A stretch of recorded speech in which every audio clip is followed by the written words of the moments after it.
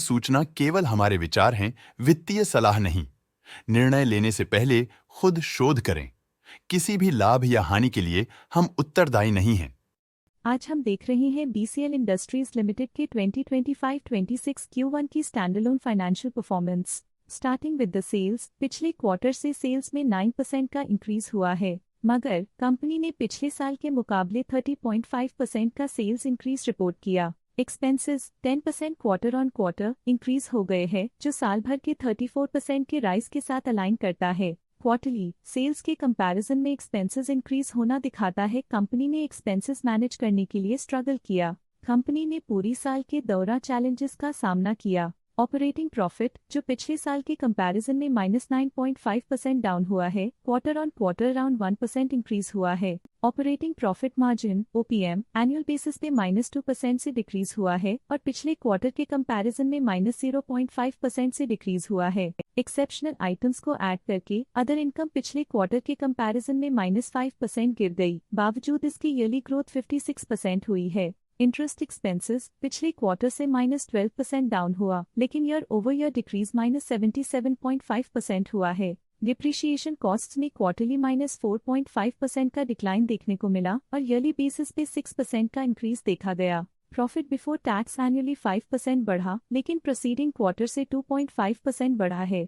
इस साल कंपनी ने 27.5% टैक्स पे किया और क्वार्टरली कंपनी ने 9% टैक्स पे किया है। नेट प्रॉफिट ने ईयर ऑन ईयर 31.5% का इंक्रीज दिखाया, लेकिन लास्ट क्वार्टर से 15.5% का इंक्रीज हुआ है। इस क्वार्टर में कंपनी का परफॉर्मेंस ठीक रहा, ऑपरेशनल एफिशिएंसी में कुछ सुधार हुआ है। वहीं अगर एनुअल एनालिसिस की बात करें तो इस साल कंपनी का परफॉर्मेंस काफी अच्छा था। अर्निंग्स पर शेयर EPS में साल भर में 0% का इंक्रीज देखा गया, लेकिन क्वार्टरली में 15% की बढ़ोतरी भी नजर आई। इस क्वार्टर में कंपनी का EPS ठीक रहा, ऑपरेशनल एफिशिएंसी में कुछ सुधार हुआ। बीसीएल इंडस्ट्रीज लिमिटेड के फाइनेंशियल स्नैपशॉट को रिव्यू करते हुए कुछ मुख्य ट्रेंड्स सामने आए हैं जो कंपनी की परफॉर्मेंस पे रोशनी डालते हैं। जून 2022 से जून 2025 तक बीसीएल इंडस्ट्रीज लिमिटेड की फाइनेंशियल जर्नी में सबसे पहले बात करते हैं सेल्स की। इस साल सेल्स में 21% की वृद्धि हुई है और पिछले 4 सालों में 14% की वृद्धि हुई है, जो एक निरंतर अपवर्ड ट्रेंड को दर्शाता है।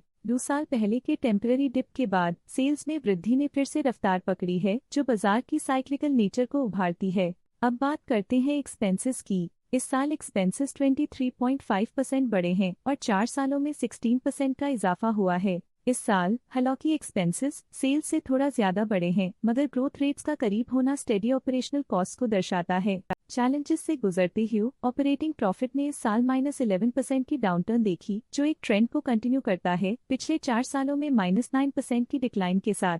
इस साल नेट प्रॉफिट में 2% की वृद्धि के साथ पिछले 4 सालों में -10.5% की गिरावट हुई है। एक अस्थायी गिरावट के बाद लगातार दूसरे साल नेट प्रॉफिट में वृद्धि हुई है, जो फाइनेंशियल लैंडस्केप में साइक्लिकल रिकवरी को दर्शाता है। EPS के लिए रास्ता कठिन रहा है। इस साल EPS -73% डिक्रीज हुआ और पिछले 4 सालों में कुल मिलाकर -94.5% की गिरावट हुई है। पिछले 3 सालों से EPS में लगातार गिरावट कंपनी की लॉन्ग टर्म प्रॉफिटेबिलिटी के लिए चिंता का विषय है।